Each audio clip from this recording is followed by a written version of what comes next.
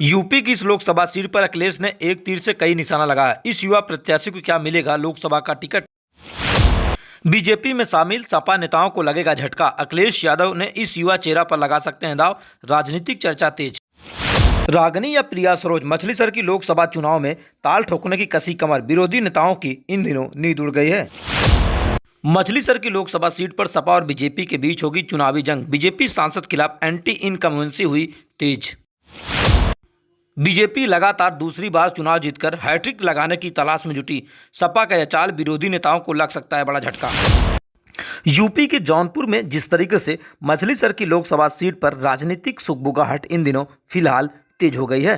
क्या समाजवादी पार्टी इस लोकसभा सीट पर अपने युवा चेहरों पर अपनी कहीं न कहीं चुनावी ताल ठोक सकती है? जिस तरीके से बीजेपी सांसद बीपी सरोज के खिलाफ एंटी इनकम्बेंसी जो कहीं न कहीं पूरे मछलीशहर की लोकसभा के 5 विधानसभा सीटों पर तेज हो चुकी है, जिससे आने वाले समय में बीजेपी की तरफ से भाजपा नेता या कहीं भाजपा सांसद बीपी सरोज को ही झटका लग सकता है। और आपको बता दें जिस तरीके से आने वाले समय में कहीं न कहीं समाजवादी पार्टी युवा नेताओं को अपने चुनावी मैदान में भेज सकती है, जिससे आने वाले समय में बीजेपी को एक बार फिर बड़ा झटका लग सकता है। क्योंकि इस सीट पर हमेशा समाजवादी पार्टी और बीजेपी के बीच कांटे की टक्कर का मुकाबला होता है।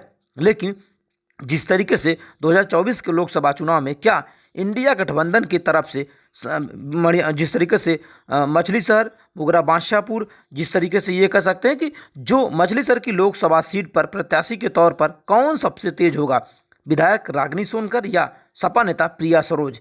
ये दो वो चेहरे हैं जो युवा चेहरे हैं, जिस पर आने वाले समय में समाजवादी पार्टी की तरफ से हरी झंडी मिल सकती है। और इन हरी झंडी मिलने के बाद लगातार प्रचार प्रसार भी तेज हो सकती है। क्योंकि जिस तरीके से 2024 के लोकसभा चुनाव से पहले लगातार समाजवादी पार्टी और बीजेपी के बीच कहीं न कहीं लगातार जिस तरीके से चुनावी सरगर्मी है वह कहीं न कहीं हर लोकसभा सीट पर आपको देखने को मिलेगा। लेकिन मछलीशहर की लोकसभा सीट पर जिस तरीके से बीजेपी सांसद के खिलाफ लगातार कहीं न कहीं जनता बेहद नाराज है।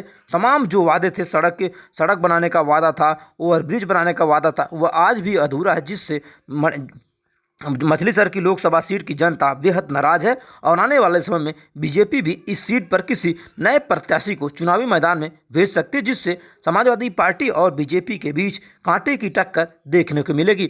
लेकिन सवाल ये जिस तरीके से क्या आने वाले समय में समाजवादी पार्टी मछलीशहर की लोकसभा सीट पर अपने युवा प्रत्याशियों पे दाव लगाएगी या नहीं, ये तो आने वाले वक्त में पता चलेगा। लेकिन जिस तरीके से सपा विधायक रागनी सोनकर लगातार कहीं न कहीं जो प्रचार प्रसार है वह फिलहाल मछलीशहर की लोकसभा सीट पर तेज कर दिए हैं। तो आने वाले समय में देखना ये होगा कि मछलीशहर के लोकसभा प्रत्याशी के तौर पर, समाजवादी पार्टी के प्रत्याशी के तौर पर कौन होगा प्रत्याशी, ये तो आने वाले वक्त में पता चलेगा। और इस सीट पर बीजेपी बनाम समाजवादी पार्टी के बीच सीधे आमने सामने मुकाबला देखने को मिलेगा।